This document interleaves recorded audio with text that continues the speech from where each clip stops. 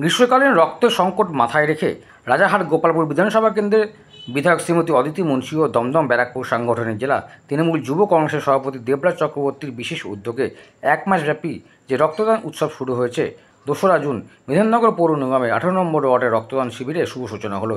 এই ওয়ার্ডের পৌরপিতা ইন্দ্রনাথ বাগুই জানান যে তারা রক্তদানের পাশাপাশি চক্ষু পরীক্ষা শিবির ও মাধ্যমিক উচ্চ মাধ্যমিক কৃতী ছাত্রছাত্রীদের সংবর্ধনা দেওয়া হয়। এছাড়াও এলাকার প্রবীণ ব্যক্তিত্বদের বিশেষ সম্মাননা প্রদান করা হয়। এদিন প্রায় 75 জন ব্যক্তি স্বেচ্ছায় রক্তদান করেন। খুব ভালো, তো প্রতি বছরই হয়, গত কয়েক বছর ধরে হচ্ছে। আর মোট 24টা ওয়ার্ড আছে, প্রতিটাতেই হয়। গতকাল একটা ছিল, আজকে ইন্দ্রনাথ বাবুই আয়োজন করেছে, দেখছেন আপনারা হল ভর্তি, এসে ভালো লাগে দেখতে।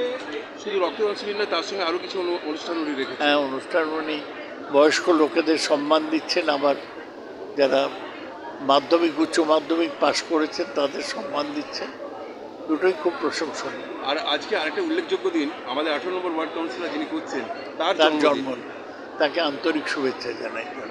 খুব ভালো। আমাদের সিস্টেম অনুযায়ী রক্তদান শিবির হয়, মানে যে যেরকম পড়ে তাকে সেই দিনটাই দেওয়া হয়। এরকম করে কোনো রকম নিজস্ব বলে চেনে নেওয়ার কোনো ব্যাপার তো নেই। এত মানুষের ভিড় কী করে, এত জনপ্লাবনী বলা যাবে? মানুষের এই চত্বরের মানুষের ভালোবাসা, দেবরাজ চক্রবর্তী যেখানে, অদিতি মুন্সি যেখানে আছেন বিধায়ক হিসেবে, সেখানে মানুষের দল সবসময় আছে।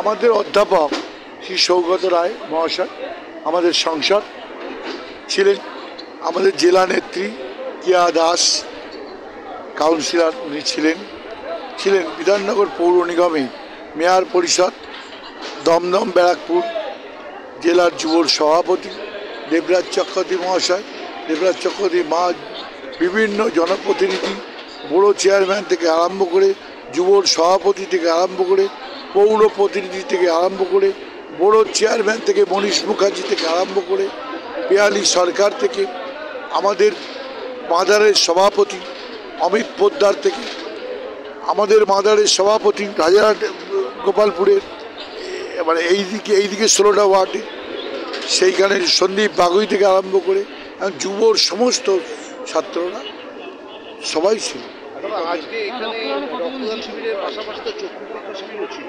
চক্ষু পরীক্ষা হচ্ছে, সব রকমই। 75 জন। হ্যাঁ, যারা শিক্ষায় জাতির মেরুদণ্ড, তাই জন্য আমরা চাই যারা উত্তীর্ণ হয়েছে মাধ্যমিক এবং উচ্চ মাধ্যমিকে তাদেরকে শিক্ষার্থী আরও উৎসাহ করার জন্য তাদের একটা সম্মাননা দেওয়া। 30-35 জন নিয়েছে, এখনও অনেকটা আসেনি যারা।